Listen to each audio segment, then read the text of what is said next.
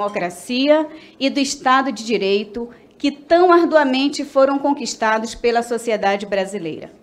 Tenho certeza que nosso trabalho, mesmo que impregnado da mais boa política, será também de muita técnica e objetividade, sem qualquer conotação pessoal. O que nos move aqui é o interesse público, a devida obediência aos princípios democráticos, o respeito ao Estado de Direito, bem como a estrita legalidade e os nobres interesses da sociedade brasileira.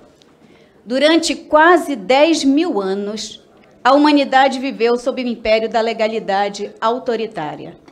Todos estavam submetidos à lei, exceto os governantes. Estes pairavam sobre a lei, ou melhor, a lei era a sua vontade, o seu desejo e suas convicções. Até que 2.500 anos atrás, os gregos antigos deram um outro sentido à ideia de lei. A partir deles, todos, sem exceção, inclusive e principalmente os governantes, estavam submissos à lei. Ninguém está destinado a pairar sobre o sistema legal.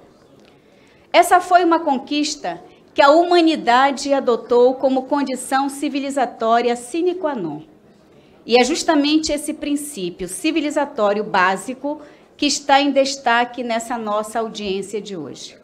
Senhor ministro, presente hoje na qualidade de depoente voluntário, gostaria de cumprimentá-lo pela obediência ao seu dever público de dispor-se a prestar os devidos esclarecimentos que a sociedade brasileira anseia que sejam devida e eticamente prestados.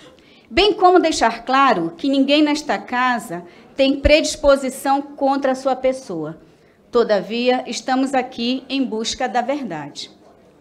E adianto a Vossa Excelência que o que nos interessa aqui não é a suposta ilegalidade da obtenção das informações que colocaram sob suspeita, a correção do seu comportamento enquanto juiz dos processos decorrentes na chamada Operação Lava Jato. O que nos interessa é se as informações que lhe dizem respeito são verdadeiras ou não. Esses diálogos aconteceram? Esses grupos de troca de mensagens existiram ou não? E não se trata de respostas simples do tipo sim ou não. Que fatos e documentos Vossa Excelência nos traz que corroboram suas respostas? Sim, porque os veículos de imprensa que estão disponibilizando ao público o teor das conversas que Vossa Excelência supostamente mantinha com outros juízes e procuradores, o estão fazendo associadas a eventos, fatos e documentos que corroboram a autenticidade dos diálogos.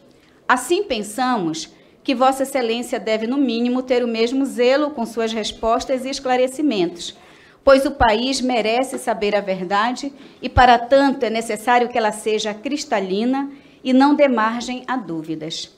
Daí a necessidade de haver comprovação a respeito das alegações feitas.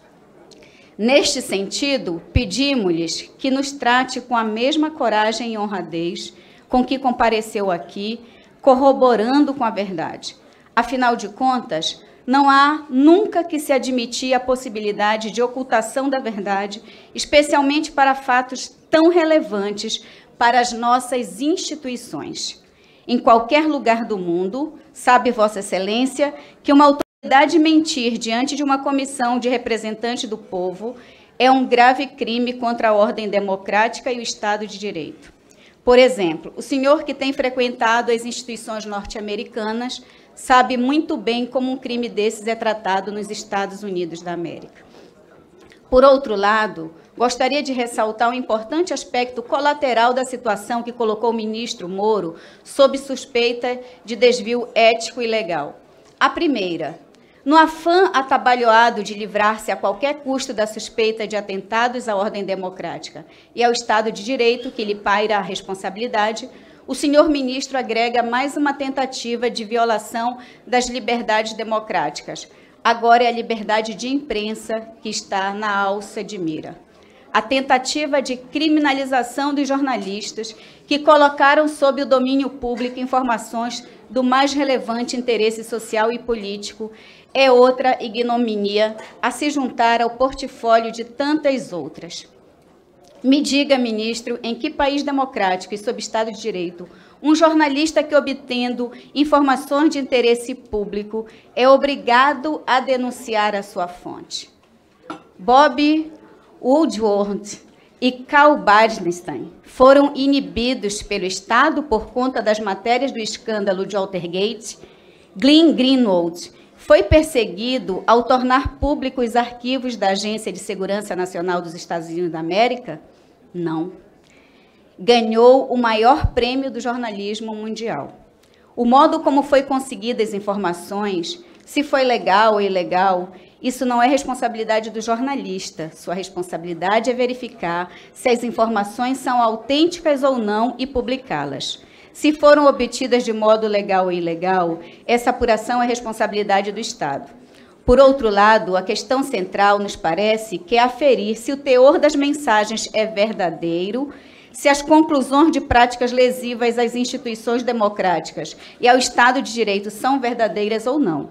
Se ocorreram, não há como se achar normal tais violações, pois que elas constituem crimes gravíssimos e ameaçam a estrutura do nosso Estado democrático. E esse é e deve ser o nosso maior bem. É assim que se tratam as instituições nos países mais desenvolvidos e civilizados, e é assim que devemos tratar aqui também. Por fim, gostaria de lhe dizer que, se a autenticidade dos diálogos que Vossa Excelência travou com a força-tarefa da Lava Jato vierem a se confirmar, e ao que tudo indica é verdadeira, Vossa Excelência praticamente colocou a pó o Código da Magistratura Nacional. Dos 37 artigos, o senhor violou 18, a saber, quebra de decoro, quebra do dever de independência da magistratura, quebra do dever de imparcialidade da magistratura, quebra do dever de transparência, quebra do dever de informação imparcial, quebra do dever de discrição social, uso privado de bens públicos, quebra do dever de prudência, quebra do dever de sigilo profissional, violação da dignidade, do decoro e da honra da magistratura. Me parece, senhor ministro, que essas são suspeitas extremamente graves. Daí a imprescindibilidade de seus esclarecimentos. Estão em jogo aqui a legitimidade e a equidade de nossas instituições e da luta contra a corrupção. É um contrassenso usar um método corrupto para lutar contra a corrupção. É um contrassenso lutar contra os corruptos e fechar os olhos para as práticas corruptas de outros. Voltando aos gregos, notadamente Aristóteles, não à toa o filósofo